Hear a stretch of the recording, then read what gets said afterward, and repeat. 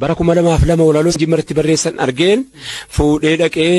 dukkana wayii keessatti argadhee obbo Asafaraa Tafarraa Dibaabaa nama har'a jiruuf barreessitamoo nama eegale dhalatoof wanni sin barreessitanii jedheen gaafadhe waa imma dhakiin gadaamaadhaa namni maraate fayyee namni maraachuu dide badee jennaan baduurra jennee maraanne badiinsi biyyaa wajjinii godaansa jettan jennee jedhee waa balfa. Sun immoo anaaf gale ani ilma nama guddaatis abbaan koo hayyooma qabu anu fi fan hayyooma dhabe malee abbaan koo hayyuuraan dhaladhe ofii kootiif jechuudha manguddoodha agalatoomanu kunis bicuusii dhama wayina keessatti waan dhiifatu qaba kanaaf ani madde malee immoo dhaadannoodhaaf miti dhaadachuun uumaa kootii wal'aa hin jaalladhu waan dhaadachuu kan walaloon uumama ta'uusi suutan argadhe mana hidhaa keessattis akkana barreessee dhiyeesse waan adda addaa booddee of danda'eetanidha waan akkana waan humna qabu barreessaa garuu suutan of argadhe eegan dhufee abbaan kan koo ilma koo walli isaan duutu ilma koo takkaa faaruudhaan gosti keenya waan akkanaan hojjetu gosa nama guddaati ilma koo mataan na badaa yoo maqaan si bade maqaan na badaa yoo maqaan si bade qabsoon akkuma jirutti ta'u falmiin kee akkuma jirutti ta'u walli isaa kana immoo siin jaalladheenaan baroodha abbaa koo har'adhaa jalqabee wallee keessatti nan agartanuu jedheetan akka gandaattis immoo abbaa keenya kana kabajaa qabnaa fi abbaan koo ilmaan 20 qabu 20 keessaa toora nama 16 moo kana jiranatti fakkaadha amma abbaa keenya kanaan tasa bulla daa'imummaan jalqabne naannoodhuma keenya takkan ammoo abbaadhaan bula namni baay'ee abbaa jala masakama baay'ee abbaa jala deema waan abbaan hin ta'u jedhee deeme abbaan koo asin jiru jetteen taasiftu biyya keenyatti na wuriidha hin ta'u baay'ee balfama si ajajee waan tokko si deeman achumatti argamta naannoo keenya akka naannooti immoo beekadhu naannooti immoo niti jettuun yoo naannoo biraa bartee beekadhu namni abbaan hin hoogganamne biyya keenya keessatti nama arrabaa ka'u maqaansaa akka ilmoo abaluu jedhame nama arrabaan ka'u ta'a kanaaf naannoo keenya keessatti akkana jennaan ergalamu walleessu eegan jedhee maalan ta'uu qabare innoo nanniisu akkamin ta'uu qabare asumaanan akkana gara kanatti garagalchee kan namaa hojjetaa dhaqeetan ofuma kootii barreessuu jalqabe jechuudha. Inni kun immoo booddee keessa humna horataa dhufe obbolummaa argachuu keessatti maal akka ta'ee of barbaadachuu keessatti immoo kan bara darbee buqqaatota hawaasa kanaatii wajjiniin wal qabsiisee nyaachifnee gabbifnaan hamtuunuuf gumaachaa bakka bu'aan jaraa dhaqee ture laalcha warra buqqa'e. Gaddineerra yoo jedhu fakkeessuu barbaacha nyaataa bo'a jedha yaa'e mimmaannaacha jedheetanii walaloo akkana akka abbaanis of hin daganne amantiin sabboonummaa nan dhorkitu beekadhu amantiin kan koo sabboonummaa itti na jabeessa maaliif gosa guddaan qaba yoo ta'e waan ta'eefi amantiin kun quuqamuudhaaf inumaa hunatti itti gaafatama gosa guddaadha gosa Oromoo irraan dhaladhe saba narraa dhufuun qaba waan ta'eef sabayyoon amantiidhaan itti tuqame narraa dhufuun qaba sabayyoon maaliin utuu tuqame Raayyaa irraa dhufuun qabaan yoo tammana tuqxe Shawaan irrattis hin dhiiftu yoo tammana tuqxe Wallaggan irrattis hin dhiisu qabeenya isaatiyan yoo tina tuqxe Harargeen irrattis hin dhiiftu maaliif amantii adda qabna malee sabuma wajjin qabna waan ta'eef yoo tammana tuqxe Raayyaas hin dhiiftu Kamiseen hin dhiiftu yooti ammana tuqxe iluun sin dhiisu maaliif an qabeenya isaati saboma wajjiniin hin qaba rabbitu keessaan na uume an jaalladheen uumame filadhee immoo hin dhalanne immoo an filadhee harka baasee yaa rabbi Oromoo keessaan na uume jedheeti miti keessaan akkuma fedhu godheeti keessaan na uume karuu yakka ta'ee jennaan sabni koo kun na wajjin quuqame jechuudha karrayyuun kanaaf narkatti narratti lolti hawaasa guddaa kana waan hin qabuufanii amantii irratti ittiin gargaarsifadha sabuma irratti ittiin gargaarsifadha yoon asiin amantiidhaan tuqamne saba amantiidhaan tuqame Raayyaan jettu jennaan sabuumas of keessaa qabattee sabummaadhaaf jecha na qusatti ijoolleen keenya yoollee diinii natti ergee na qusatti maaliif jennaan amantiin biraan qabne malee sabummaa na biraa qabdi waan ta'eef biyyoomna biraa qabdi waan ta'eef achi keessatti na qusatti kanaa wajjiniin wal qabsiisee jidduu kana lammaniin dhaabataa ture akkuma ati beeytu abbaan koo goonni waaqoo guutuu kan qawwee tokko nyaatti rasaasa buusu akka Aliyyii Cirrii kan akka Jaarraa Abbaa Gadaa kan akka Huseen Bonee Jamaarroo Balee waaqoo guutuun bar namarraa fuudhee qaba waaqoo guutuun of qofaa ofiin jalqabne dhiiratti kennite qaba beek jarri kuni abbootiinuma kan kootu sabboonummaaf falmataati amantii jaraaf falmatani lachuu anaaf yakka waan ta'eef lachuu baadhadhee tan ba'aa kan hunda dhiibbadhaa har'a ga'e jechuudhaan. Dooktarri kabajaa artiist Alii Birraa barnoota kana ta'uu qaba kaayyoon Oromootaa jechuun bifa faaruutiin sirba sirbeeti jira. Raayyaanis bifa faaruutiin barnoota sirmaayyuu yeedaloo amantaatiin faaruu tokko faarfatteeti jirta. Barnoota waliin wal qabsiistee dhaamsa yookaan ergaa maalii dabarsuu feeteeti? Ijoolleen keenya barnootaa barattuufi barnootayyii ilaa yookiin takkaalliin gizaw taate mana barnootaa dha caalchisaan mana barnootaatii booddee kana Wallaggaa galatoomu didee dhiibbatee dhufe karaa adda addaatiin jechuudha. Gaafa naannoo Wallaggaa naannoo Gimbii keessaa haayiskuuliin 6 jiru Jimma guutuun haayiskuulii tokkitti qaba. Gaafa Wallaggarraa isayyuu galaa dhiibbaa meeqaan Wallagga keessaa nu ba'e beeki amma koo karaa sanaan jirra bar karaa sanaan hafne malee silaa dhabamnee ollee barisumayyuu suma kanayyuu. Gaafa haayiskuuliin Gimbii Awuraajjaan gaafa jedhamee waamamu haayiskuulii 6 qaba ture. Gaafa sana Kafaa Kiblaagar jedhamtii Jimma haayiskuulii tokkitti qabdi. Tokkitti isa kana mataa koo keessa jira. Namni waan kana mataa keessaa qabu akkatti baratu qabu. Nama baratu qabu akkatti baratu dhabe eessa ciiseera fagaa amma saasaa kootti na fidde. Eessa sii taa'a magaa. Kanaafanii barnootatti immoo sa'aatiin jabaannu ammaa laata jedheetan yaa faarfamtuu uummata nabiyyil mukhtaari yaa dargaggoo keenya yaa ilmaan nama gaari beekumsa siifachii qoradhuu nu bari dachee biyya lafaa ji'oogiraafii fistirii information saayinsii waa'ee kompiwutarii dagaagina biyya baayookeemistirii oomisha guddina akkaataa industirii makaanikaal ta'uuf siviil injineerii waa'ee teknooloojii namaaf hayawaanaa qorannaa baayoloojii akka namni ani jira jedhee tattaafatee itti fiiguufani itti fiigeetuma barnoota kanatti naaf fiiguufani achi amma koo barnootaan furamne bara hanga baratte nu hambifattee bara hangin baranne barachuma jirraa bara ammayyuu dhaamsan hawaasa keenyatti dhaammadhu isa eessayyuu jiru egereen keenya barnootaa dharrattu hundaa'a kana beekaa yookaan ana ta'uudha namni hundi yookaan raayyaa abbaa maccaa ta'uu keessan yookaan immoo egereen keenya ilmaan har'a investitti goone ilmaan keenya eenyummaa ofii illee kan isin keessa barbaaddattu barnoota keessatti achi keessatti barbaadde yoo fa'aa argattu egereen keenya har'a mul'ata egereen keenya daawitiin har'aa egeree keessatti agarra nuti boru maal akka fakkaannu ilmaan har'aa keessatti agarra kanaaf waa'in gana barnoota hojjetee fixee ka'eeleestiruu haa ta'u gaayaa inumaa'u maaliif jennaan qonqoodhaaf miti inni baratuuf jennaan nama ta'uudhaaf namooma ofii barbaaddachuudhaaf lammii biyyattii kanaa nama nagaa ta'uudhaaf lammii biyyattii kanaa lammii baratte ta'ee gabba'uudhaaf har'i ilmaan barsiisuun murteessaadha kanaafan qorannaa kana keessa akka namnu kallattiin olaafee barannee qaroomna innan jedhuuf kana barannee yoo qaroomne malee dafee yeroo dammaqee jedhe kana keessaa haasofti yeroo garii kanatu miira na tuqeennaan akka na iyyisiif taatis galatoomi.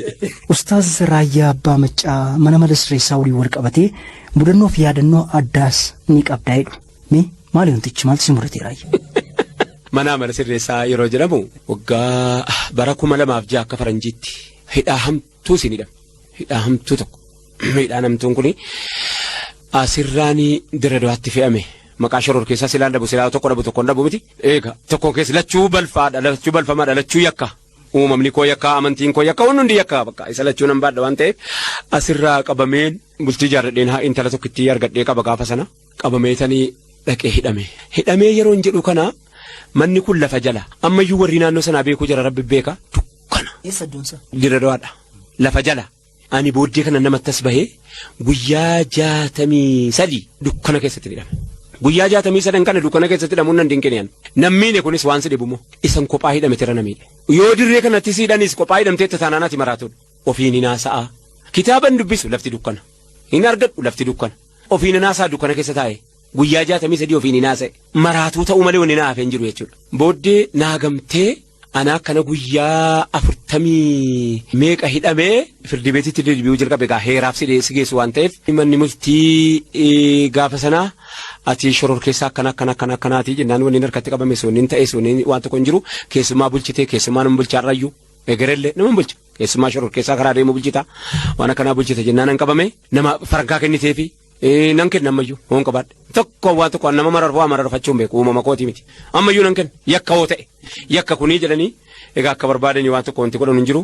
maali mattammoo mana firdi mana murtii kana keessaa maali mattaanaan jennaan adaraa rabbii jedhaati naaf game maraatullee ta'u daraa fidaana birattiidhaan jedhe dukkanatti hidhamuuni bareera amma dukkanaa wal bareera guyyaa baatiriidhaan ol nagalchitii beeke baatirii qabataniiti guyyaa ol nagalchu baatiriidhaan kan koo dukkana ture keessaa waan kan koo dukkana sun naa maraxamee naa filameef hin beeku maaloo namooma qabdanii miti jara kana jarana hammaan hidhame kanatti mee of kottaati guyyaa tokko na bira naani naasa'inaati namni as keessa hin jiru jedhaati guyyaa tokko mee sa'aatii tokko na bira taa'aa deemaan jedhe takkaa hidhamtanii hin beeytanuu isin nama hidhuu malee maaliif jennaan waanan rakkadhinaa bartu yoo naazabuu ta'e awwaanan isin dhoskadhu hin qabu maaliif isin dhoskine jennaan isin hin soraadhu akkuma kanan jedheen hin soraadhu keessatti jecha tokko kan hin jedhe jira asittu kunoo fooqii tokko laasee beeraawi baankii balbala kana irratti namni horii lakkatee doolaara jijjiirata miti ani garuu asittan qorataman ture jeneraalli tokko urjii asirra kaayyate afaan oromoo caccabsaa dhufee ati maal barbaadda amma anda'u ajjeefamuu keeti bakka jennaan si hin jedheen nukkoo yoo akkati jiraannu wallaalle akkati duunu isin hin gaafannu hin jedheen akkati jiraannu waan dhabneef akkati duunu nama hin gaafannu isin hin gaafannu isin irraan qarannu jira akkati duunu wallaalle nu eega gaafa sanaati moo nan gaafanne moo namichi suni amma mana baankii kuni hanko gubbaadhaan bakka isaan beeku amma geessuun beeku maaliif jennaan ija hidhameen dhaqee waan ta'eef hinnaan gadi bu'eetanii makiinaa keessa hinnaa ga'u ija kootti hinnaanan bakka hin beekan hinnaanan kana laalu mana beeraawi baankiidha. Gaaf tokko qofa Itoophiyaa hoteelii gubbaasaa Itoophiyaa hoteelii ta'ummoo isas ija hidhameen dhaqeeni bakka akka hin agarreef makiinaa cheevaroleetti gurraatti dhaaniin dhaqee kan koo kun adda inni afaan nagaatiin nagaafatus jira sibiiliidhaan wal qabate warri naazabu malee warri makalakayaadhaan wal qabate nagaadha. Hedduudha warri nagaafatan kun kana keessa warri naazabu warra sibiiliidhaan wal qabate warri naazabu warri ibiddarana qabu warra sibiiliidhaan wal qabate kanatu xiqqoo na cinqa saba biraa ta'u wajjiniin xiqqoo si harka naa laafuu didan garaa naa laafan waalachuuna keessatti jibbu islaamummaa keessatti jibbu oromummaa keessatti jibbu irraan argaan immoo. Dukkana kana keessatti gaafa hidhamu bara 2006 kana miidhaan sammuu kootti dhiibbaan hedduu natti uume dhiibbaan sammuu kophaa hidhamuu sanatuyyuu dhiibbaas dukkanni waas hin godhu qophaatu si maraacha abbaa seeraatiin adaraa yoo namooma qabaatte maraatuudhuma ta'ullee maana manaan finnee jennaan isii kana poolisiin bira dhaabbatee dhagahee jira. Poolisichillee sababa sanarratti aangoon dabalameefii jira sababa nu cinquu sanarratti Mulugeetaa jedhama. Yoo maqaa salees yoo guddinarra jiraates yoo bakka inni jiru hin beeku garuu Mulugeetaa jedhama maqaa seera gaafa sanatti waan hojjetu nutti hojjeteera. Mulugeetaan maal na godhaa maraatuu fidee na biratti isa dhugaa maraatuu qullaa akka dhalatee jiru eddeenni filate rabbii sana gaafadhuati. Harka isaa qofitti narraa hidhee maqaan isaa Shariifoo jedhama. Shariifoo kan jedhamu kuni aanaa Xuullooti nan gaafadheeni. Ani koo maraatuun argatanu jedheetanii minnan maraatuudhuma fidaana biratti jedheefi waan sidibu maraatuu akka dhalateen qullaa uffata malee jiru dukkana sana keessatti kan namni natti dhufee na qabee ani hin beeyne maraatuu sana keessatti fidanii na biratti hidhani. Amma gaa ankoo maraannaan lama ta'e dukkanan ofirraa eegamoo maraatucha kana karaan natti dhufuun ofirraa eegamoo hin mul'atu bakka hin jiru hin beeku xabi'aa isaa hin beeku nanaasofsiisa gaa afaan oromoo malee immoo hin beeku gurbaanni. Shariifoo jedhama Shariifoo koo hin jedhani ka mararfadheeyyuu amma gaa akkanii waan hin goone Shariifoo koo hin jedha wayyee naan jedha maa maraatti Shariifoo jennaan muciyyoo tokko hin jaaladhee na dhorkannaaniin maraadhe naan jedhe of beekaa beeki akkana ayyabbattee koo anaa nyaatu amma gaa siin barree warri jennaani maalitti hin beeka maaliif si hidharree jennaan ani hin beeku waan na hidhaniifis hin beeku egaa amma yoon uffata fidee sitti uffisee naan hin fedhu uffata naan jedhe amma booddee uffata wayii ergee fichisiiseen uffata kanatti uffise tarsaasee fixe waan aan hin jedhu immoo na sodaata booddee immoo inni argu dhufanii harka isaatti hiikan tarii hamiidhuufi natti fakkaata harka isaatti dhufanii hiinaan Shariifoon kun haya eenyumaayyuu na kabaje amma nyaata ani maatii kootiin waliin argine guyyaa 60 wayi maatiidhaan waliin argu dhorkaadha maatiin natti dhufuun dhorkaadha namni nyaata naaf natti dhufuun dhorkaadha poolisii tokko jidduu kootii jidduu isaanii deema kan natti mu nyaanni maatiin koo jiraachuu koo quba qabaachuu qodaa meeshaa asii gakkennamuun qofittii beeka malee jiraachuu koo hin beeku inni nu maatii kootu hin ta'in haadha manaa kootiitu amma du'aniiru rabbi isaanii fadhiisu isaantu nyaata kana naaf fida. Isaan immoo Raayyaa jiraachee hin beekanu garuu meeshaa asii gad deebi'aa jira mattumaa gaa'isumaaf kennan jedhaniitu mayyee haati haadha manaa kootii nyaata naaf fidu turani. Kana keessa guyyaa tokko naannoo bunaan hin guddadhe uumama koo abbaan koo nama buna guddaa qabanu nama buna facaasaa 65 dargiin irraa fudhate abbaan koo buna facaasaa 65 nama dargiin irraa fudhate bunuma keessatti ilaaladhe jechuu dandeessa buna irraa fagaachuu hin danda'u dhugaan guddadhe ittiin hin guddadhe anaaf aannani amma haadha manaa kootiin adaraa buna naa fidaa bunan haraaree jennaani gaaf tokko buna naa fidan buna yeroo naa fidanuu mudannoo koo keessaati peermuuziin oliin galuu burcuqoon oliin galuu kubbaayyaan oliin galuu Raayyaa buna maalitti dhugare bunaa dhufee balbala manaa jira natti urgaa'e maal poolisiin na adaraa dhugeensi kana miikkaadhuma laastikii wayii birrii qabaa dhaqee bitii naa fidi laastikiin oliin galu ishii maalitti hin buufadhennaan baaldii xiqqaa bishaanitti dhugdu sana fidadhuu bishaan siifan fidaadhaan jedhe amma dukkana akkamittan dhugu akka barbaadetti dhuge ofiisaatii baatiriidhaan naa fida poolisiin sun booda bishaan baaldii keessaa baarmeelii jarri fincaaniif asnaa ka'an itti garagalcheeni buna kana dhabuurree baaldiitti naa naqe baatiriidhaan baatirii isaa dhaamsatee mana natti qollofee deeme miti ambuna dhuguun qaba miti Olin fudha yeroon jedhee hafuurri koo karaatti dhuma. Baaldii keessa na bira ga'uu dhiisuu isaan beeku. Bunni utuu kana jedhu bunni koo jalaa qabbanaa'e. Amma lakkii ammallee bunni kun fagoo jedhe jedhee yeroon baaldii keessa ofitti qabu natti garagalee bunni.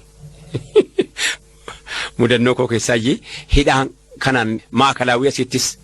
maakalaawii asiinaa wayya isa dirra du'aa sanarra. Maakalaawii mana dhiphoodha. Warra nama tumutti ol nagalchanii ijoolleen immoo nama farankaa ofirkaa qabu waan jettu. Dargaggoota ijoollee guruppii garee chaayinaa garee adda addaatiin waltumee nama ajjeesee hidhamu keessatti nama dhume nama fixee dhufe keessatti na hidhanii asitti. Hamma hidhamee jiru sana nama ajjeesee wal ajjeesee dhufe keessatti ijoollee gurguddaa nama tumtu keessatti na hidhanii yeroo jarri kan shaamaa na gaafatanu kan shaamaa jarri birrii 3 gaafatanu an birrii 100 kenneef. Sana booda bakka inni itti sagada sagaduu bakka inni itti kabajaa nyaata saanii nan dhiiskiisanu birrii 100 kenneef gaa mootiin ta'e jechuudha mootii Alaamuddin naan jedhan an birrii 100 kenneef jennaan. Boodiyyaati manaa kootii reediyoo naaf fidde informationii kanan immoo jaalladha. Reediyoo naaf fidde reediyoo bittee naaf hinnaanan gaafa nachi keessa mana hidhaatti mana hidhaa biraana jijjiiramnaan reediyoo koo kanan kenneef wayyoo Alaamuddin achiin jedhanii ijoolleen hammaarraa na barbaadu ijoolleen sun waan sidhibu wal barree baaniiru hidhaadha. Hedduudha gaa manni hidhaa kan kootii beeki. Manni hidhaa kan kootii bayee guyyaa fayyadamee fayin galgala jarri keenya hin beekanu. Qoratamaa oolee kan hin huqqadhe kan jismii koo keessaa dhiigni dhube hin gala.